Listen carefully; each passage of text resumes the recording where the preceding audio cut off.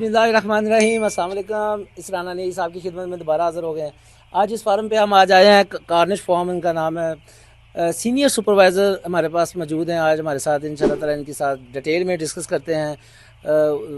अली रज़ा इनका मार्केट में नाम है, वैसे इनका नाम जो है गुलाम रज़ा है। अस्सलाम वालेकुम साहब जी। वालेकुम सलाम सर। की हाल है सर? अल्हम्दुलिल्लाह ठीक हो? सर। साजी पहले ਤੁਹਾਨੂੰ ਮੁਬਾਰਕਬਾਦ, ਤੁਹਾਡਾ ਪਿਛਲਾ ਫਲਾਗ ਮਾਸ਼ਾਅੱਲਾ ਬਹੁਤ ਖੈਰ ਅੱਛਾ। ਮੁਬਾਰਕ ਸਰ, ਹਾਂਜੀ। ਖੈਰ ਮੁਬਾਰਕ ਤੁਹਾਨੂੰ ਵੀ ਬਹੁਤ ਬਹੁਤ ਮੁਬਾਰਕ। ਹਾਂਜੀ ਖੈਰ ਮੁਬਾਰਕ ਜੀ।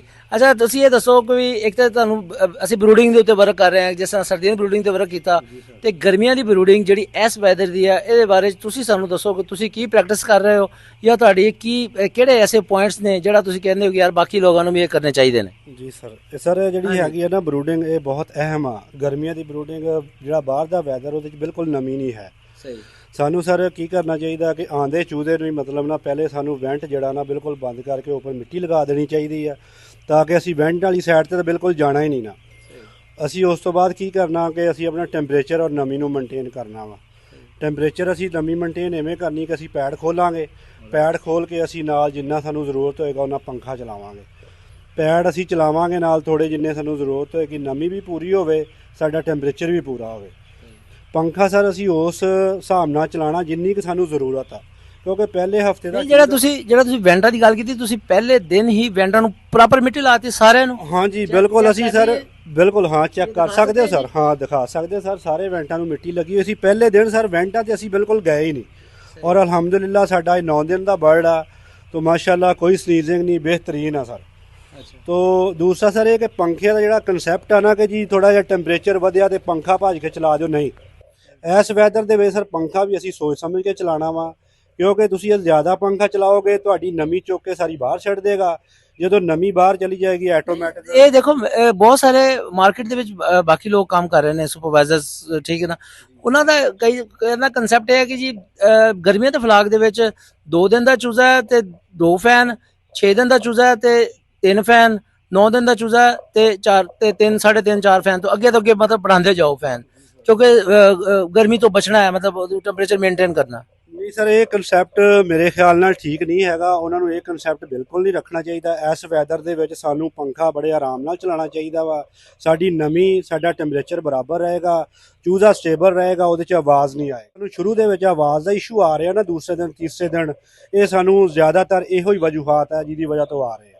और तुसी वेंट नू प्रॉपर बंद रखना वा, पैड खोल के उत्थों हवा लैनी जिन्नी तुहाडी ज़रूरत, फ्लो ना बने। फ्लो भी नहीं बनना चाहिए। पंखा भी होना, छोटे चूजे फ्लो नहीं बनना, बड़े च भी नहीं बनाना। नहीं बड़े च सर जो बड़ा चूजा होएगा ना, ब्रूडिंग दी गल, हाँ ब्रूडिंग की गल हो रही है पहले, यानी कि 8-10 दिन तुसी जेड़ा ना फ्लो बिल्कुल नहीं बनाना, ताकि तुहाडे चूजे की डिस्ट्रीब्यूशन मुकम्मल जिहड़ी है ना बेहतरीन हो। हाँ जी बिल्कुल देखो सर माशाअल्लाह। हुण किन्ने फैन चलदे पे? साडा सर एक फैन जिहड़ा ना मतलब मैनुअल चल रहा वा, दूसरा फैन साडा ऑटो ते चल रहा वा। 1.5 मिनट ऑन आ, 2 मिनट ऑफ आ।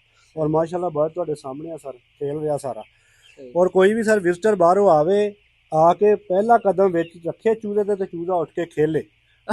ये गल सानू जरा रिपीट करो कि किस तरह तुसीं कह रहे हो भी चूजा तुहाडा रिस्पॉन्ड चेक करने वास्ते एक पॉइंट हैगा है। हाँ जी बिल्कुल रिस्पॉन्ड चेक होएगा, पता लगेगा चूजे नूं माहौल एक्सीलेंट मिलिया होया वा, ताकि वो स्टेबल आ। माशाअल्लाह जिवें तुसीं अंदर आए हो बर्ड उठ के खेले, पता लगे कि माहौल बिल्कुल फिट है।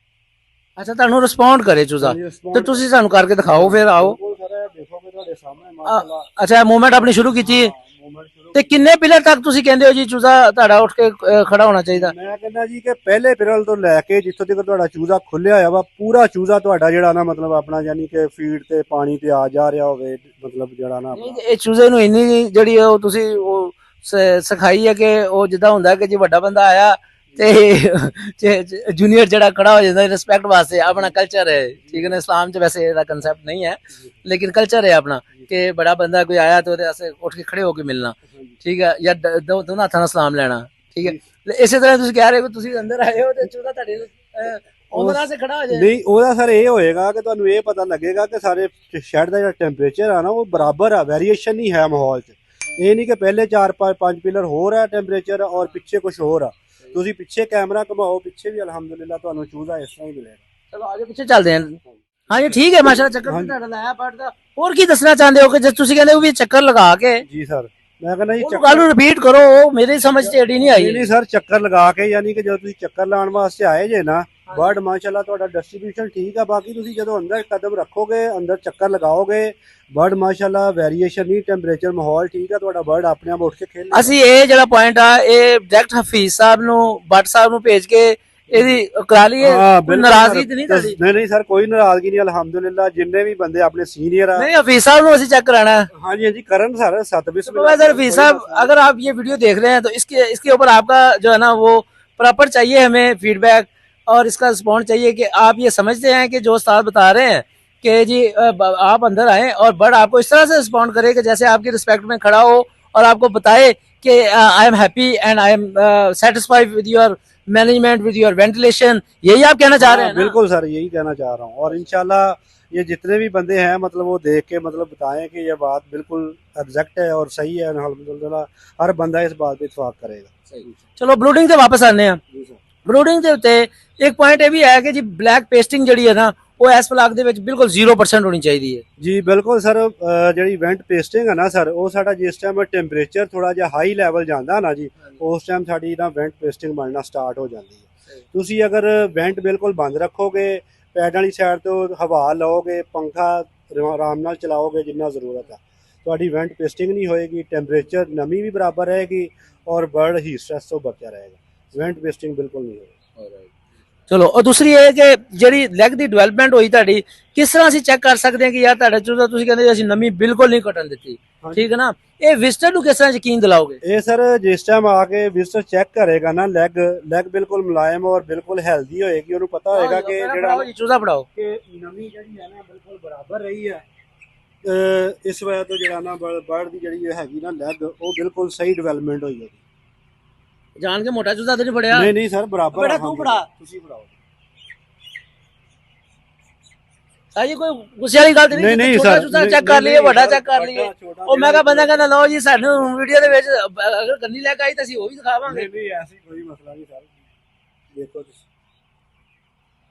नहीं जी माशाल्लाह बेहतरीन है, बहुत ज़बरदस्त है, आउट क्लास है माशाल्लाह जी। हाँ जी, अल्लाह ताला आपको जज़ा दे और इस तरह मेहनत करते हैं। होर कोई पॉइंट ਜਿਹੜਾ ਤੁਸੀਂ ਸੁਪਰਵਾਈਜ਼ਰ ਨੂੰ ਕੋਈ ਮਸ਼ਵਰਾ ਦੇਣਾ ਚਾਹੋ ਉਹ ਕੀ ਹੈਗਾ? ਬਸ ਸਰ ਮੈਂ ਇਹੀ ਮਸ਼ਵਰਾ ਦਿਆਂਗਾ ਕਿ ਗਰਮੀ ਦੇ ਫਲੌਗ ਜਿਹੜੇ ਆ ਨਾ, ਸੁਪਰਵਾਈਜ਼ਰ ਹਜ਼ਰਾਤ, ਅਸੀਂ ਜਿੰਨੇ ਵੀ ਬੰਦੇ मतलब कंपनी वास्ते अपने वास्ते काम कर रहे हैं, किसी भी जगह पे काम कर, हमारा ये कोई कंसेप्ट नहीं है जी हम कोई वीडियो सिर्फ अपनी कंपनी के लिए बना रहे हैं, नहीं, आप इंडस्ट्री के लिए है। इसमें आप डिसलाइक भी कर सकते हैं, इसको आप मैसेज ऐसा भी कर सकते हैं जैसे अभी हफीज साहब ने, वो डॉक्टर हफीज साहब ने मैसेज किया था। अभी तो हम सुपरवाइजर हफीज साहब की बात कर रहे थे ना, और डॉक्टर साहब ने भी मैसेज किया, उसमें बहुत सारी चीज़ें उन्होंने उनके वो नहीं लगी, उनकी केमिस्ट्री मैच नहीं की हमारे साथ, तो ये अच्छी बात है। ये डिफरेंस ऑफ ओपिनियन मुख्तलिफ ख्याल रखना है, देखिए यही तो लर्निंग है, इसी तरह तो लर्निंग है। और सुपरवाइजर्स का नाम हम इसलिए ज़्यादा लेते हैं कि ये रीढ़ की हड्डी हैं अपने इंडस्ट्री के लिए, और लर्निंग प्रोसेस हमेशा इंसान का जारी रहता है। हम खुद सीख रहे हैं यार, अभी तक सीख रहे हैं। हाँ जी, क्यों ये? हाँ जी बिल्कुल सर, हम भी सीख रहे हैं इंशाल्लाह। तो सर मैं मैसेज ये देना चाहूँगा कि गर्मियों को फ्लाक है ना, जैसे सुपरवाइजर को चाहिए कि वो अपने पैडों को जो है ना ज़्यादा जजमेंट में रखें, अंदर खड़े होके बैठ के उधर चेक करें कि क्या पैड हमारे गीले हैं, गीले होने के बाद सूख तो नहीं जाते, कोई गर्म हवा तो अंदर नहीं जा रही। अगर गर्म हवा जा रही है तो अपनी मोटरों को, अपने पैड मोटर को दोबारा से उसका टाइम टेम्परेचर पे लगी है तो तब भी उसको ठीक करें। बाहर वाली साइड तो खुश्क हो जाए तो कोई नहीं, अंदर वाली साइड नहीं, अंदर वाली साइड से सर गीले रहने चाहिए ना पैड, गीले हों तो फिर ऊपर से पैड दोबारा चल जाए, ताकि नमी जो है ना, नमी बहुत अहमियत रखती है। नहीं जी, इन्होंने माशाल्लाह बहुत अच्छा है, बहुत साजी, बहुत शुक्रिया ਤੁਹਾਡਾ।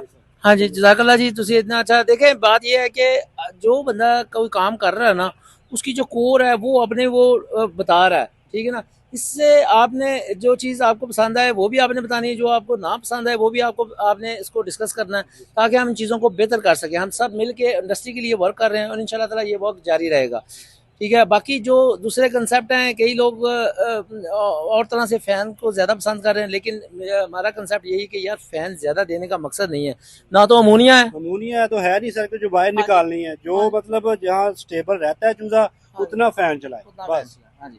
اور نہ ہی ہم کوئی ایسی بات لے کر آ رہے ہیں کہ جو بالکل ہی ڈفرینٹ ہو اور وہ بہت زیادہ آپ یہ سمجھیں کہ جی وہ کوئی نئی تھیوری لے کر آ گئے ہیں. نہیں، بات یہ نہیں ہوتی. بات وہی ہے، وہی کام، وہی چیزیں، لیکن ہم چیزیں ڈسکس کرنے سے چیزیں امپروو ہو جاتی ہیں، بندے کا ریفریش ہو جاتا ہے.